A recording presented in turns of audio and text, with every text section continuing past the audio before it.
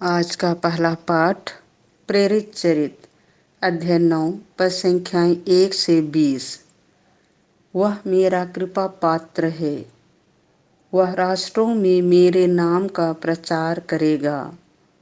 Saul पर अब भी प्रभु के शिष्यों को धमकाने तथा मार डालने की धुन सवार थी। उसने प्रधान याजक के पास जाकर दमिश्क के सभागृहों के नाम पत्र मांगे, जिनमें उसे यह अधिकार दिया गया कि यदि वह वहां नवीन पंथ के अनुयायियों का पता लगाए तो वह उन्हें चाहे भी पुरुषों या स्त्रियां बांधकर यरूशलेम ले आए। जब वह यात्रा करते करते दमिश्क के पास पहुंचा तो एकाएक आकाश से एक ज्योति उसके चारों ओर चमक उठी। वह भूमि पर गिर पड़ा और उसे एक वाणी यह कहती हुई सुनाई दी, साउल साउल, तुम मुझ पर क्यों अत्याचार करते हो? उसने कहा, प्रभु आप कौन हैं?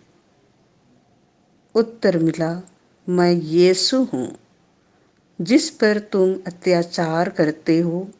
अंकुश पर लात चलाना तुम्हारे लिए कठिन है।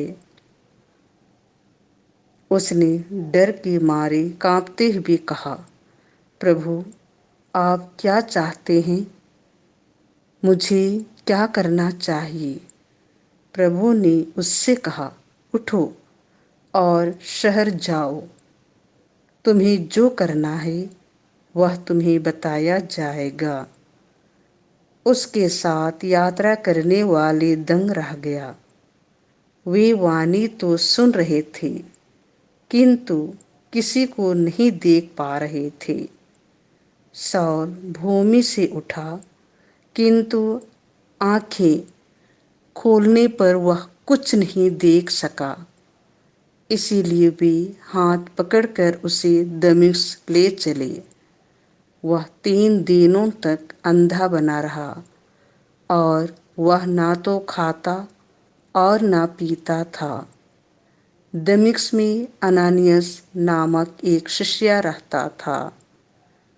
प्रभु ने उसे दर्शन देकर कहा, अनानियास। उसने उत्तर दिया, प्रभु प्रस्तुत हूँ। प्रभु ने उससे कहा, तुरंत सीधी नामक गली जाओ और यूदस के घर में साउल तारसी का पता लगाओ। वह प्रार्थना कर रहा है। साउल ने दर्शन में देखा कि अनानियास नामक मनुष्य उसके पास आकर उस पर हाथ रख रहा है, जिससे उसे दृष्टि प्राप्त हो जाए। अनानियास ने आपत्ति करते हुए कहा, प्रभु मैंने अनेक लोगों से सुना है कि इस व्यक्ति ने यरूशलेम में आपके संतों पर कितना अत्याचार किया। उसे महायाजकों से यह अधिकार मिला है कि वह यहाँ उन सबों को गिरफ्तार कर ले जो आपके नाम की दुहाई देते हैं। प्रभु ने अनानियास से कहा, जाओ, वह मेरा कृपा पात्र है।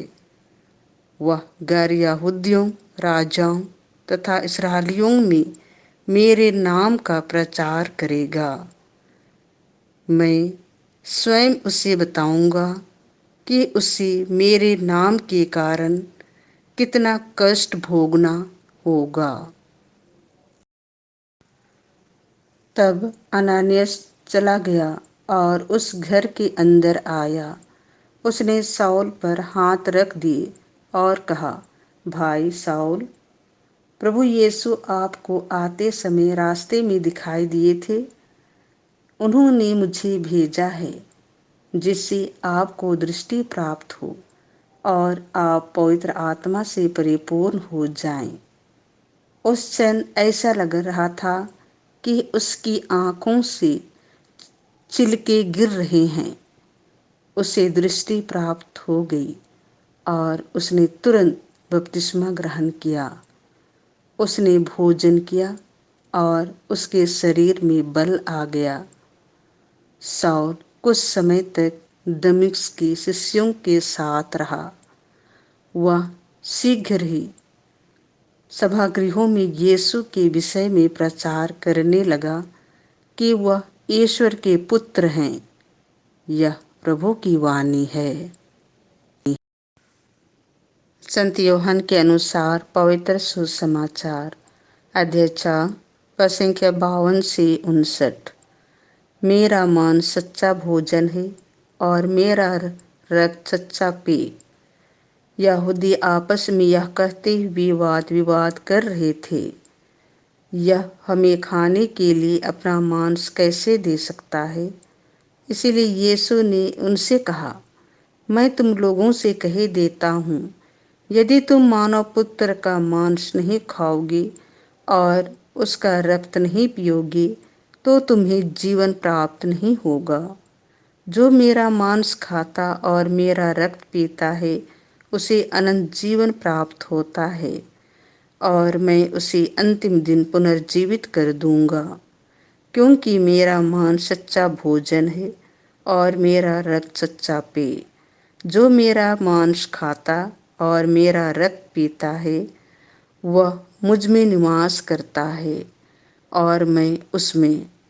जिस तरह जीवंत पिता ने मुझे भेजा है और मुझे पिता से जीवन मिलता है, उसी तरह जो मुझे खाता है उसको मुझसे जीवन मिलेगा। यही वह रोटी है जो स्वर्ग से उतरी है। वह उस रोटी के सदृश नहीं है जिसे तुम्हारे पूर्वजों ने खाया था, वे तो मर गए, किंतु जो यह रोटी खाएगा वह अनंत काल तक जीवित रहेगा। यीशु ने कफरनाहूम के सभागृह में शिक्षा देते समय यह सब कहा। यह प्रभु का सुसमाचार है।